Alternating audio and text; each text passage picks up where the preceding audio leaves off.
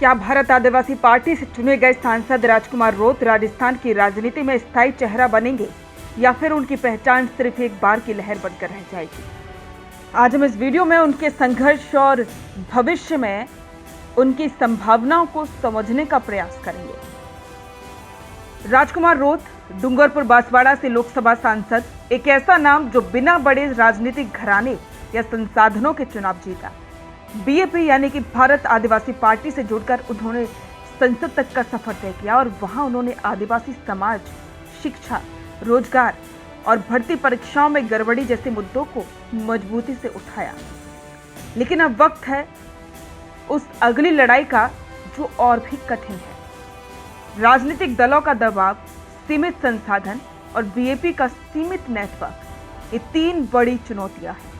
कांग्रेस और भाजपा जैसे दल अब उसी वोट बैंक को साधना चाहते हैं जिसे राजकुमार रोत ने जागरूक किया है और अब सबकी नजरें राजकुमार रोत के अगले कदम पर हैं। सवाल ये कि क्या वे बीएपी को राजस्थान और छत्तीसगढ़ जैसे इलाकों तक विस्तार दे पाएंगे?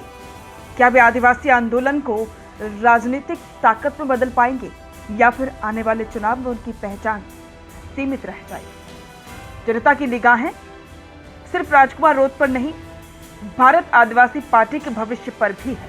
अब जबकि 2024 का लोकसभा चुनाव बीत चुका है और राजनीतिक समीकरण तेजी से बदल रहे हैं, राजकुमार रोत के सामने कई चुनौतियां हैं। बीएपी की सीमित पकड़, भारत आदिवासी पार्टी फिलहाल डूंगरपुर और आसपास के कुछ जिलों तक ही सीमित है।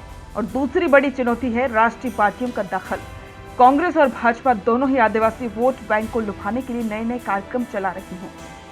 और तीसरी बड़ी चुनौती है संगठनात्मक ढांचे की कमी।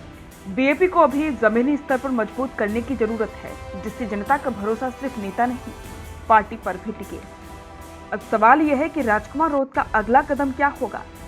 राजकुमार रोत का अगला राजनीतिक कदम न केवल उनके भविष्य को बल्कि पूरे बीएपी के अस्तित्व को भी तय करेगा। उनके सामने तीन स्पष्ट रास्ते हैं। पहला रास्ता, बीएपी को राज्य स्तर तक विस्तार देना।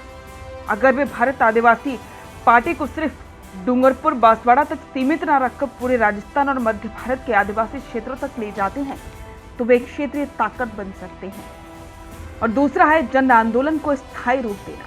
अगर वे शिक्षा, रोजगार, भूमि अधिकार जैसे मुद्दों पर जन आंदोलन खड़ा कर पाते हैं तो वे सिर्फ नेता नहीं बल्कि आदिवासी समाज के प्रतीक बन सकते हैं। राजनीतिक गठबंधन या फिर स्वतंत्र रहा, उनके सामने एक चुनौती ये भी है कि क्या वे भाजपा, कांग्रेस जैसी पार्टियों के साथ समझौता करें या फिर बीएपी को पूरी तरह से स्वतंत्र और वैकल्पिक शक्ति बनाए रखें। पूरे आदिवासी समाज को उनसे बड़ी उम्मीदें हैं। वे आदिवासी समाज की शिक्षा, स्वास्थ्य, रोजगार और अधिकारों को लेकर ठोस नीति बनाएंगे, आवाज उठाएंगे और जमीनी स्तर पर काम करेंगे। और अब उनकी अगली परीक्षा 2028 में नहीं बल्कि हर दिन है।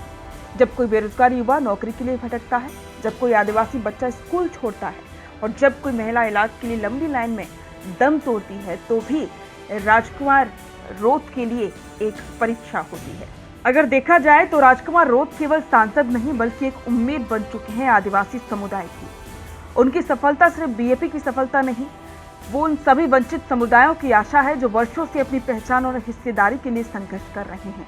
अगर वे अपनी ईमानदारी और जमीनी झुकाव को बनाए रखते हैं तो आने वाले वर्षों में वे न केवल डूंगरपुर बांसवाड़ा के बल्कि पूरे भारत के आदिवासी राजनीति का चेहरा बन सकते हैं। अब सवाल ये कि राजकुमार रोत जो कदम उठाने वाले हैं, क्या उनसे उनका राजनीतिक भविष्य मजबूत हो पाएगा? इस पर आपके विचार हमारे साथ कमेंट बॉक्स में साझा करें और बने रहें द फैक्ट इंडिया के साथ।